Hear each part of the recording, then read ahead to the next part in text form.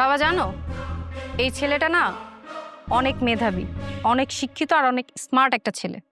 হুম, তাতে কি হয়েছে? বাবা, তুমি না আমার জন্য একটা ভালো টিউশন মাস্টার খুঁজতেছিলা? হ্যাঁ, বলেছিলাম। তাহলে আমার জন্য ওনাকেই টিউশন মাস্টার হিসেবে রেখে দাও। তোর মাথা ঠিক আছে? কখন যে কি বলিস না বলিস না, এই রিক্সালা তোকে পড়াবে না? হ্যাঁ বাবা, টিচার হিসেবে আমার ওকেই লাগবে। আর তাছাড়া অনেক মেধাবী একটা ছাত্র, জানো বাবা, সামনে না সে বিসিএস পরীক্ষা দিচ্ছে। আর ছাত্র হিসাবে অনেক ভালো।